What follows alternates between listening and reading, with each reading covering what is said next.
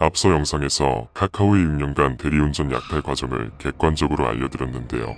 이번에는 카카오가 대리운전 시장을 흔드는 방법을 대리운전 업체 관점에서 정리해 보도록 하겠습니다. 카카오의 아주 뛰어난 인재들은 가스라이팅을 이용하여 대리운전 업체들을 오징어 게임으로 몰고 있습니다. 실제 영화 오징어 게임과 대리운전은 정반대이죠. 먼저 인수되면 큰돈 받고 살아나가지만 남으면 다 죽는다. 대한민국에서 20년에서 30년 전부터 대리운전을 일군 대리업체 사장들의 나이가 거의 평균적으로 50대에 들어섭니다. 돈을 버는 사업체이지만 오랫동안 종사한 놀이터이기도 하죠. 카카오에서 거금을 준다고 해도 늙어서 쏟은 돈으로 새로운 사업을 할 것이 없고 할 이유도 없고 그냥 이 놀이터에서 놀고 싶은데 가만히 있으면 또 불안합니다. 카카오는 어플로 주문하는 대리운전 시장에서 70에서 80% 정도의 점유율을 차지하지만 전체 대리운전 시장에서는 10% 수준에 지나지 않습니다. 그래서 결국 전화 대리운전 업체들이 이용하는 콜센터 프로그램 업체를 인수하고 그 정보를 이용해서 전화 대리운전 업체들을 인수하고 있는 거죠. 나머지 80%의 대리운전은 전국적으로 여러 개의 연합으로 구분되어 존재합니다. 훨씬 규모가 크기 때문에 기사 수도 많고 기사 배정도 더 잘 되죠. 이미 2010년부터 대리운전은 성장이 정체된 레드오션 시장으로 전략했고 카카오는 이런 제로섬 시장에서 상대 연합을 깨부셔야 점유율이 올라가는 구조입니다. 게임 내에 누군가가 죽어야 상금이 올라가는 것도 똑같은 상황이죠. 상대 연합을 깨려면 어떻게 해야 할까요? 첫 번째, 상대 연합에 속해 있는 대리운전 업체를 본인 연합으로 데리고 오는 방법이 있습니다. 카카오는 올해 9월부터 대리운전 업체들에게 본인 연합으로 들어와서 대리운전 주문하고 접수하여 완료되는 꼴당 1,000원 지원금을 제공하겠다고 공개적으로 유인을 하고 있습니다. 대리운전에서 이미 절대적인 모든 요소를 다 가지고 있는 카카오이기에 가능한 일입니다.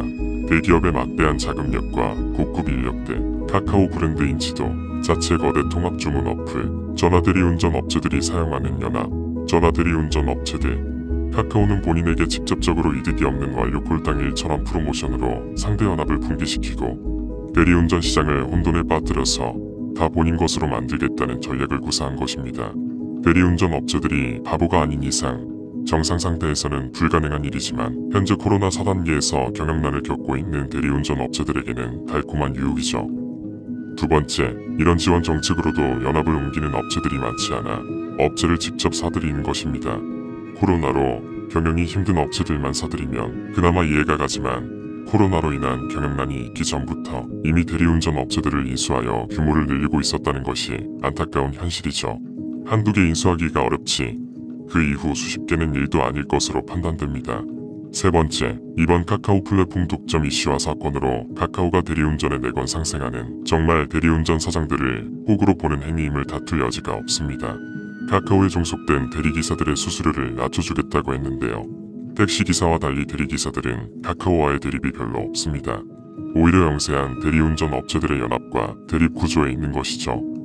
카카오에서 본인 소속 기사들에게 수수료를 낮추면 대리운전 업체들도 덩달아 수수료 압박 인하를 받게 되고 가뜩이나 코로나로 힘든 시기에 수수료가 줄어들면 전화 대리운전 업체들의 줄도산 가능성이 있죠.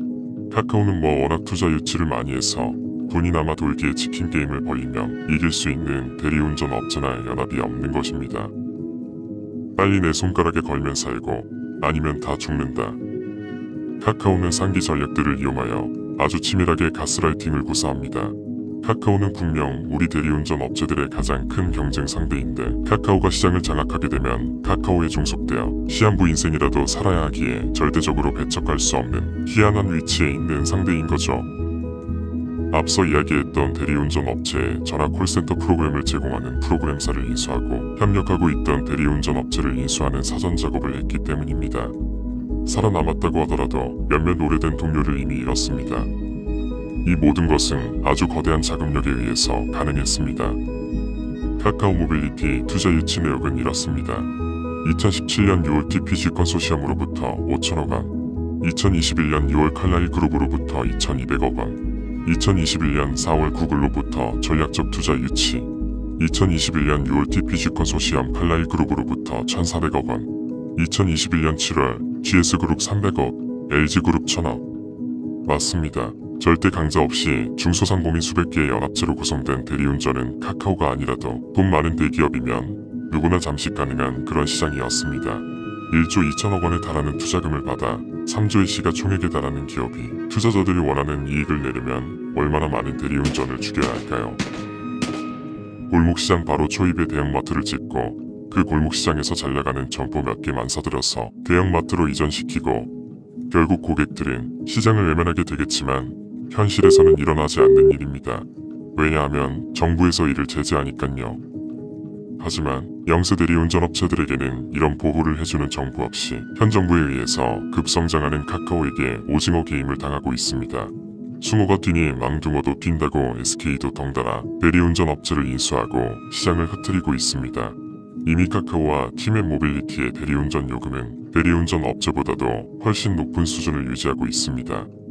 대리운전 대중화로 전세계 어디에도 없는 저렴한 대리운전 비용을 만들어낸 우리 대리운전 업체들이 진해발 확장 그룹 양대산맥에 의해서 이제 더 이상 설 자리가 없어지고 있습니다. 카카오가 독점하고 있는 분야의 수수료율이 대부분 30%를 넘는 것을 보면 대한민국 대리운전의 미래를 유심히 예측 가능할 것으로 보입니다.